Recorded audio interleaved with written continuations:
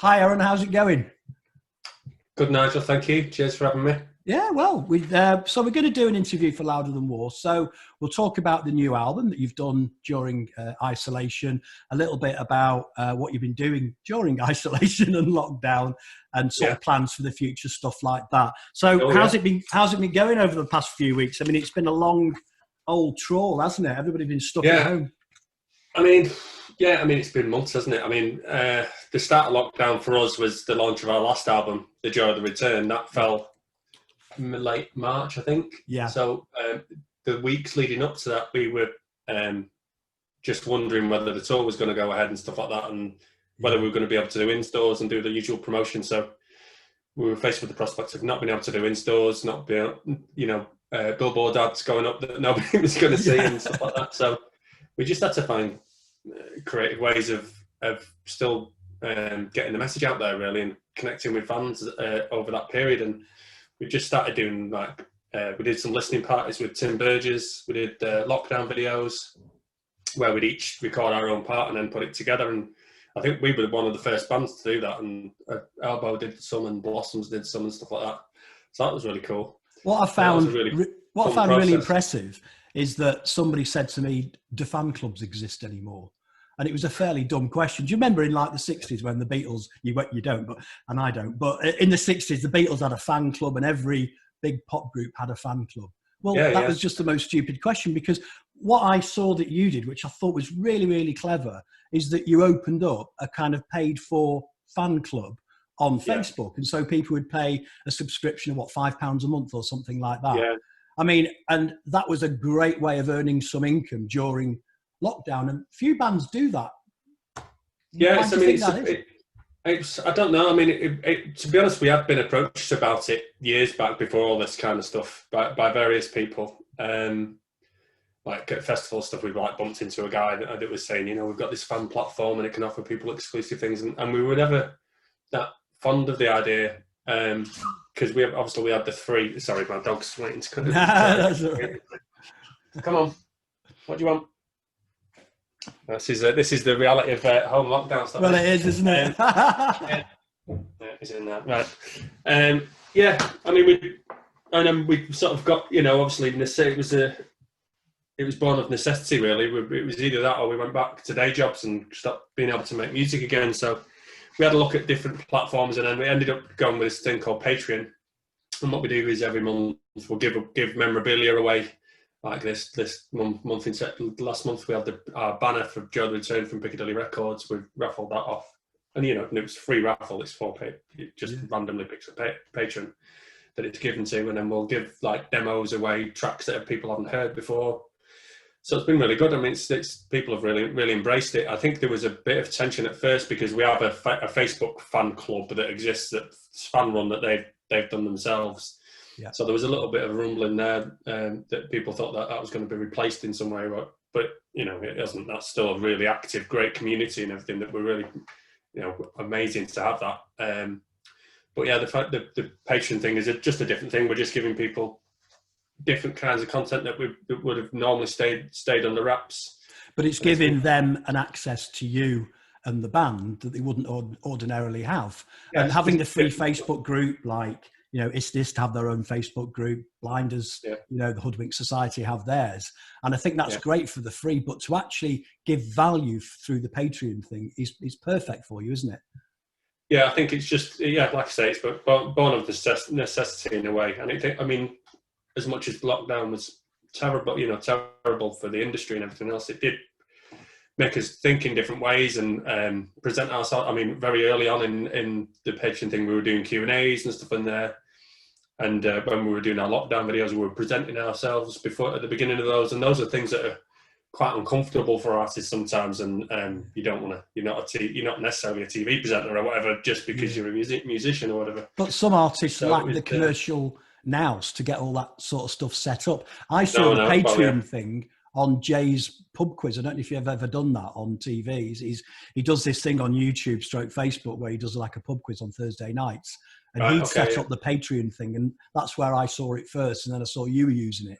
So I think that sometimes bands or members of bands are not so as cohesive or commercially savvy, where they can actually set up those things where revenue might come from other angles. Yeah, I think, well, maybe not. I mean, it was, that did come from within the band, that actually, as well. It wasn't like a management thing or anything like that. So, but I mean, we've always been very DIY in what we've done, and probably too hands-on for some people, get some people's nerves. Keeps costs down, doesn't it? Yeah, it does. Yeah, but yeah, it's going okay. I mean, we're like, financially speaking, we're okay into next year, and that was the whole point, That's like great. to be able to get through to 2021 and hopefully be touring at that point and stuff. So I was at your Apollo gig. I think you may have read the review that I did, because I think your PR company shared it and sort of promoted the review that I did at the Apollo, and it was the most joyous moment. I was there, and when you announced that you were giving up the day jobs at the end of the gig, and it was like, wow, what an event this is. I mean, it must have been an incredible feeling, right? Yeah, it was pretty mad. I mean, not many would wait till the headline the Apollo to give up the day jobs, but I think because it had come later than most. I think we were all in decent jobs. Do you know what I mean? Yes, of course. It wasn't like we were just in casual jobs like you are when you're at college or uni or something like that. It was well, you've got a wife and kids, haven't you? You've got exactly. You've got them to support. That must have been a big decision. It was, yeah. But I mean, I'm glad we made it. And even though this year has not panned out as it ought to with the gigs and everything. I mean, we had an amazing year last year with festivals and the tour and everything, and getting out to Europe and things. And we wouldn't have been able to do that had we not gone full time. So, and the album and everything. And this year, although COVID's happened, we've been able to write and stuff and spend more time on things. So it's definitely been the right step. What do you think the pinnacle of the past 2 years has been? Because I'm guessing in the lead up to the Apollo, it would have been that Apollo gig, because it was. I saw you at Gorilla actually. I think it was either shortly after. I think it was shortly after in the January. That small show that you did. I took my wife and it was wonderful. Yeah. But what's been the pinnacle of the past 2 years? Would you say that moment of giving up the day job was something that is hard to cap? Yeah, I think that's. I mean, it still is the biggest show we've done. I mean, we did have something planned for this Christmas actually. The end of the year this year in Manchester. It would have been a step up again, kind of thing. But obviously, that wasn't to be. But the Apollo still sits there as the biggest sort of visible thing, one moment that you can sort of see, right, something's happening here, something's, there was so much excitement in the room as well, wasn't there? Everybody was just mad for our fans are like amazing sort of champions of us, and we're not a band that have enjoyed a great deal of radio play or TV exposure or all the usual stuff. It has really been a grassroots, getting out, doing gigs, doing festivals. It's been like a Manchester Uprising, hasn't it? That of these people that have followed you since Omerta. I first saw you at the Ritz. It must have been 5 years ago when Sly Antics were on the bill as well, and you came on last. I think Puppet Theory or Puppet Therapy. I can't remember. Puppet Rebellion. Sorry. They played, and then I think you played at the end. It was the first time, and it was Nidge from Cluster Fox says, "You've got to see these guys. They're amazing," And I was cool. Boom! Oh wow! Listen to the melodies, which is sadly lacking in a lot of bands today. They don't produce the melodies that you just seem to drop. Yeah, but we do have I think, I don't know, to our detriment for some people, I suppose. We're not sort of, we sort of sit uncomfortably between pop and, I don't know, post-punk or whatever. There's lots of, I hate the word indie, but it's a form of indie. Yeah, but, and it's not, maybe not flavour of the month, but we have an audience that like us and, and keep telling other people about us, and we're gaining more people all the time. So, but really, I love melodies. Pop melody. If you've got something to say, you might as well hang it on something that's really memorable, that's going to stick in people's heads. So that's I'm absolutely totally with you. And you say that maybe it's not flavour of the month, but when you see Creeper and Psychedelic Furs and Fontaine's DC all hitting the album chart in the same week, you realise that sort of post-punk music or guitar-led, although yours is synth as well, is kind of coming, isn't it? Yeah. I think that's it. I think the guitar music has been challenged quite a lot in the last 5-6 years, something like that. Yeah. I mean, Radio 1 will favour a band per year, probably. You have Cabbage one year, Blossoms the next, That is, I mean, we're just probably too old for Radio 1, and honestly now anyway, but as guitar music as a whole, they'll only really push one up through the ranks kind of thing. I mean, Blossoms was an incredible success. I interviewed them at the Bungalow Club, and there were about 50 people there. And then the last time I saw them, well, it was at that big gig, wasn't it? At who were they supporting? I can't remember. It was a huge gig, wasn't it, at Old Trafford? They did it. They've done. They did. That's right. They did the headline show at that Stockport FC. That's right. I think Cabbage were on the bill as well, which is great for them, and they're making a comeback, hopefully. Yeah, Cabbage and Blinders. That's right. Right, yeah, I saw they dropped a single recently. Actually, cool. Yeah. I've got a lot of time for the Blossoms actually. Yeah, they're nice kids, just great. Good great kids. So you're bringing out a new album. It's called 91 Days in Isolation. How did you come up with that title? Yeah, well, it described a period of time really, and it was an album that wouldn't have happened were it not for the circumstances that the world has presented us with. And it's unique in the way that we don't normally write that in the way that we have for this. We'd normally be in a room together and jam stuff out. Yeah. And in doing that, it tends to be the more upbeat, faster, full-on band tunes that make it through in those circumstances. I think one of the beauties of this process is that we've been able to do the more nuanced stuff that wouldn't normally make it through in a practice room, if you know what I mean. Yeah. So yeah, it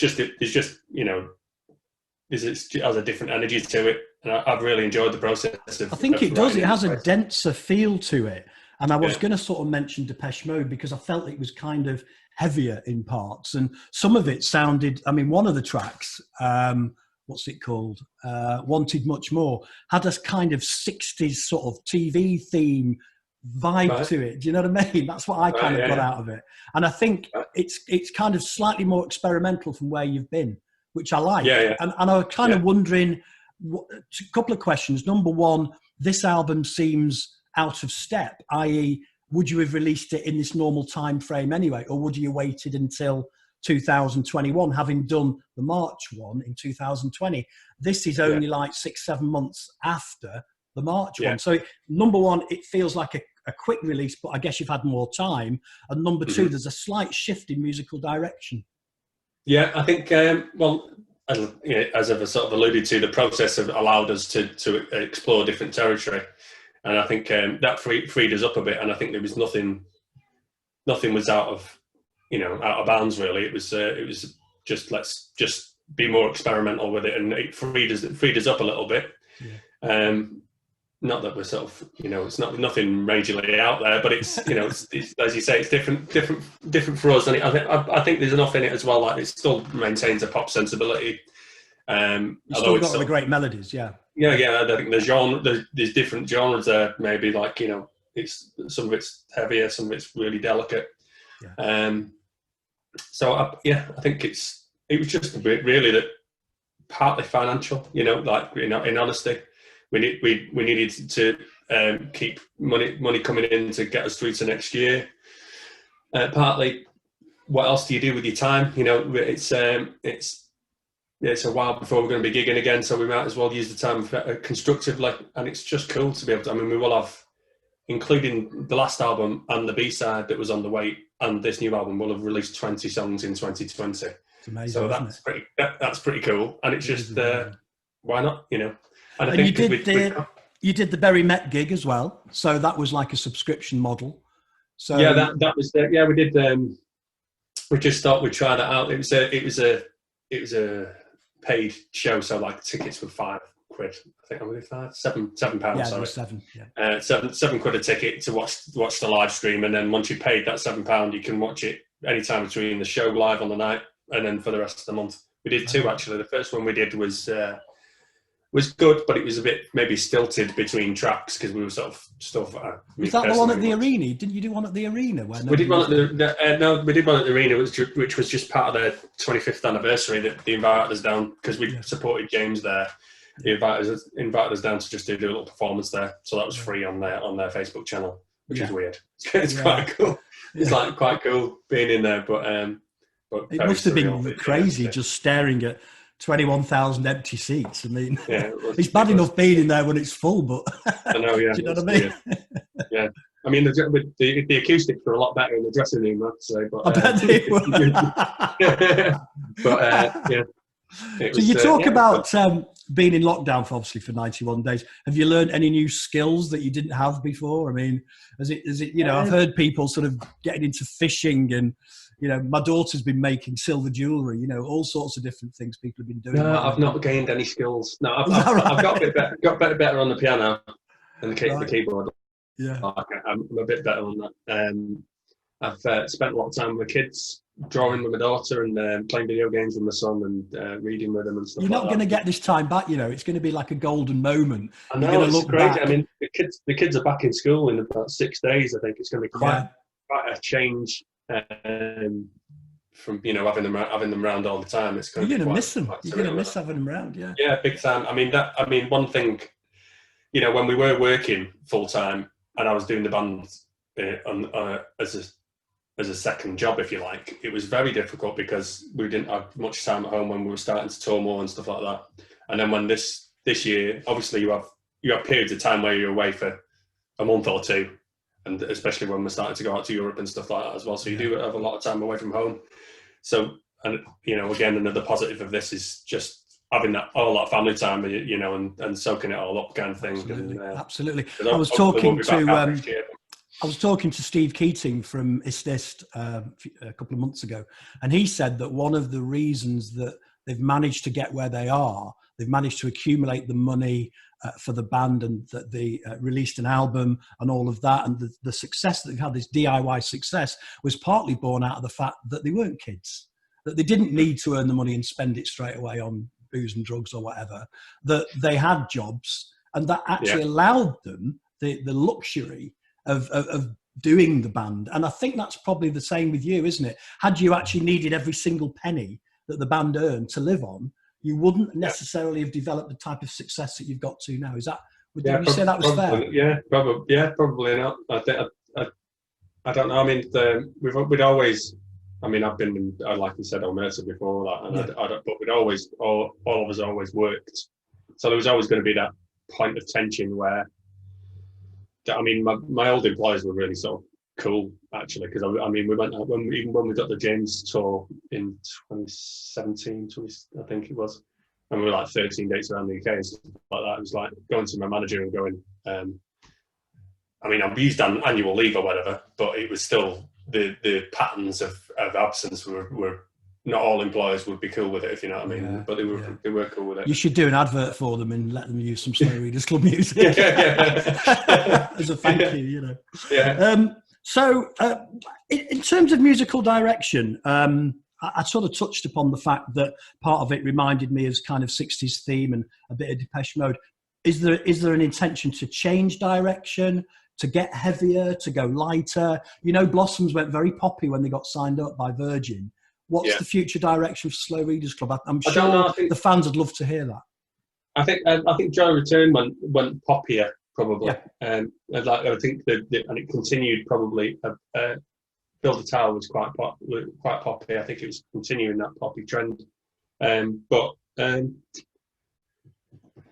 don't know. I think I still like a bit of synth stuff, and so synth stuff usually tends to lighten things up a little bit. Yeah.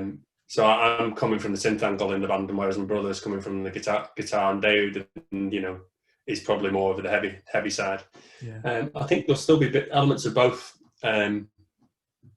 going forward. Yeah. I don't think we're sort of going to jump on the Idols, Fontaines. You don't need to. It's not your bag, is it? It's not you. No.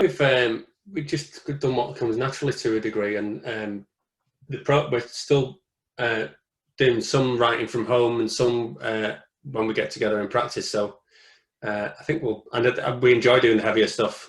I'm sure there'll be more of that because everybody seems to be into that. So I'll be surprised if we didn't keep doing that. But I know as I say, we've been carrying on writing that way. So some of the synth stuff is making a return as well. I've been working on a little bit of that myself. So I think it'll still be dark and heavy, but with synths. But I remember when Churches got going a few years ago, and they really hit it off. They got into the American market, because there's one thing that the American market seems to like, and that's a lot of synths. Whether it's going back to Suicide, just the whole history of synth music seems to do really well in America. Is an intention to kind of try and maybe do an American tour to try and we definitely want to get to the States. I mean, we recently got new management, and they're based in the States, so that's definitely an ambition. But obviously the world's got to be in a good place, hasn't it? But yeah, very difficult. Jim in particular in the band is like, it's been topic of conversation lots that we want to get out there. So that's probably our biggest goal actually, touring wise, is to get out to America. It could be an absolutely huge market for you. And I noticed that your UK tour kicks off is it March next year? That's and then right, you're doing Europe as well, so you're hitting some of the European capitals. And that all depends on lockdown, doesn't it? It does, yeah. I mean, fingers crossed. Hopefully gigs will take place in some form. I mean, I'm encouraged by the fact that, there's socially distanced stuff happening now and in the UK. So yeah, hopefully it'll be in a better place by that point. But yeah, you've got lots of different countries to consider and everything. It's going to be complicated. Now, I know I've seen your tour schedule, and I don't see a Manchester date. What's going on there? Well, there was supposed to be one in for the end of this year, but we hadn't announced it, and obviously didn't need to. It didn't make sense to announce it because it wasn't going to happen. But we're working on that.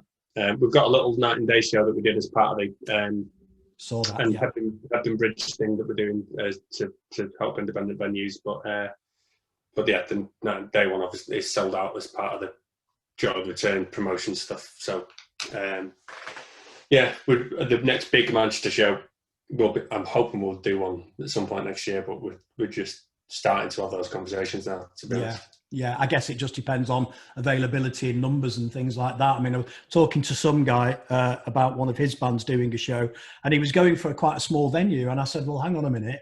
If you can only have a third of the numbers or a quarter of the numbers, aim high, get a venue that can do 1,000 and maybe fit in 250, 300. And he wasn't kind of thinking that way, Right, you do the Castle that fits 50, you'll have 10 in there. Do you know what I mean? Yeah. It's an impossible situation, isn't it?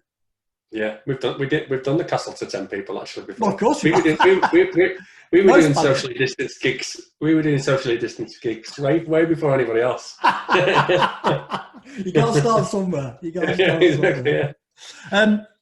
I noticed that obviously you joined Modern Sky, and the previous albums came out on Modern Sky, but this album, 91 Days in Isolation, is coming out on SRC Records. Is that a change, or are you still with Modern Sky? How's it going? No, we're out of contract with Modern Sky. It was a 2-album deal, and it just made more sense financially. Yeah. And the record, as well as doing something different creatively, is to be called about it, to bring money in for this year and get us through into 2021. Yeah, we're open to talking to, like, be it Modern Sky, or we're still still in contact with Dave and stuff at Modern Sky, and whoever wants to have conversations with us, our ears are open. But in the immediate term, it made sense to do it ourselves, so we did it that way. I'll just wrap it up. I spoke about you attaining any new skills during lockdown, but one of my favourite final questions is, do you have any weird hobbies or things that we don't know about, but you're passionate about, whether it's fishing or... I had one guy who said he was into extreme frisbee. Extreme, yeah. Right, that one. Now, gaming is I like video games, and I'm a bit of a nerd with that kind of stuff. Like me and my son play video games, but bits of art and drawing and things like that with my daughter as well. But nothing too crazy. Don't you do the sleeves for the albums? Is that one of your skills? Yeah, that's incredible. Yeah, that was my day job until recently. It might be my day job again. You never know. Don't think like that. I'm sure it won't. No. But I still keep my hand in with like the yet again promo stuff that's gone out today. I did. Yeah. Is that going to be a single, Aaron? Because that was for me one of the standout tracks of the album. It's a really great track. Love it. Oh, thank you. Yeah, it's actually out on Tuesday. We've just got that news this morning. Yeah. So cool. I will play it. I do a Radio Altrincham show, Radio Alty on Wednesdays. So nice one. I do that from 9 till 11 p.m. on Wednesdays. So I play mostly new music. So I'll play Yet Again on the Radio Alty. Oh, nice one. Thank you. So that's absolutely great. So thank you very much for being there today for us. It's great. Oh yeah, cheers. Really enjoyed the chat. I hope you have too. And I'll knock it together and get it online as soon as possible. Yeah. Nice one. Thanks, Nigel. Yeah, thanks very much, mate. Okay. Cheers. Okay. Yeah, great. Thanks very much for that. I really appreciate it. Have a good weekend. Yeah, you too. Yeah, thank you, mate. Bye. See you now. Bye.